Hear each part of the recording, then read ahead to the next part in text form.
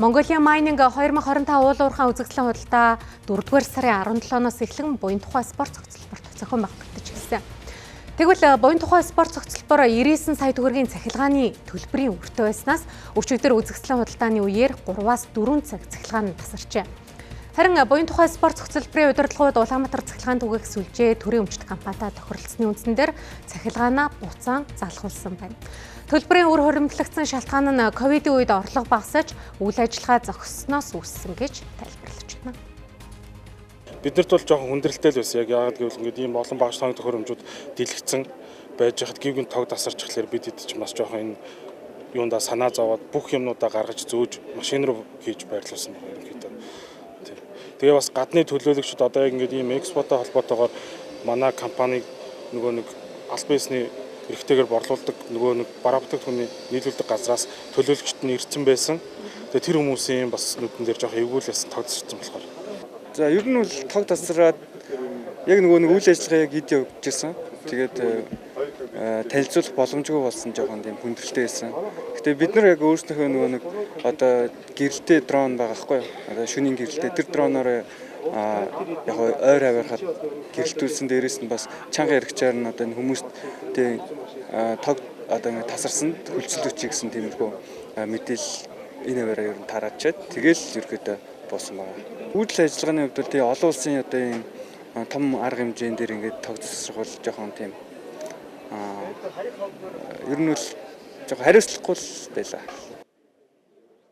Энэ удаагийн уул уурхайн үзэсгэлэнт 250 гаруй гадаад дотоодын байгууллагууд оролцож байгаа юм а. Түрээслэгчид 5-аас 10 гаруй сая төгрөгөөр буян тухай спорт цогцлборын талбайг түрээсэлдэг. Энэ сарын 17-нд үзэсгэлэнгийн нээлтийн эхний өдөр тохиосон гэтэл 3-аас 4 цагийн хугацаатаагаар цахилгаан тасарсан байдаг. Буян тухай спорт цогцлборын зүгээс гэмтлийн улмаас цахилгаангүй болсон гэх тайлбарыг түрээслэгч нарт хэлжээ. Гэвч бодит байдал дээр их хэмжээний цахилгааны үр төлбөрийн хуримтлал үүссэн байна. Бид нар нөгөө мөнгө төгрөгөө ингээ 2%-аар төлнө гэдэг юм ярьсан байхгүй юу? Эх 7 хоногт өгнө, үдсний дараа нь ингээд 2%-аар төлчихөө, бартераар одоо 70 сая төгрөгийг өгч үлдсэн 70 сая төгрөгөн дээр нь нөгөө эрчим хүчний хамтаа бид нар хамтраад тэмцээн уралдаа хийгээд ингээд 2%-аар төлчихөө гэдэг юм ярьчихгүй юу? Зөв. Тэрэн дээр бид нар хүлээгдээд яваадсан байхгүй юу? Тэр төлөхгүй шүү дааштай үдсний төлөөд дараа нөгөө үлцний бартер одоо 5 сарын эрчим хүчний хамт манайд тэмцээн хийх гэдэг. Тэмцээн хийхдээ ялгаагүй мөнгө төлөөд орно. Тэгвэл тэндээсээ бид суудгаад ингэ явчих гэдэг юм дээр нөгөө төлбөр орхицсан явж исэн чиг тэр юунаас нэрээд хаалт өгсөн нөгөө эренгүүтээ шууд бид тэр хүмүүс нь мэддэхгүйгээр шууд тасалчихгүй. Тэгээд нөгөө та нар ингэж яасан бэ? Буцаага маа тохиг тавиач гэсэн. За гэдэг бушууд. Тэгээд 2 цагийн дараа тавьж явах.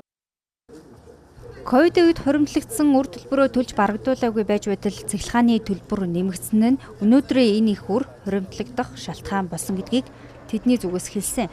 Цахилгааны төлбөр нэмэгдээгүй байхад сард 8-аас 10 сая төгрөгийг төлдөг байсан бол нэмэгдснээр 30 хүртэлх сая төгрөгийг төлөх болжээ. Буян тухай спорт цогцлборын удирдлагууд Улаанбаатар цахилгаан түгээх шүлжээ төрийн өмчт хувьцаат компанитай цаашид хуримтлагдсан цахилгааны үр төлбөрийг бартерын нөхцлөөр төлөхөөр тохиролцсон байжээ. Харин Улаанбаатар цахилгаан түгээх шүлжээ компани зүгээс буян тухай спорт цогцлборын төлөөллүүд бэлнээр цахилгааны төлбөрөө төлөх боломжгүй тул бартерын саналыг тавьсан гэх тайлбарыг өглөө.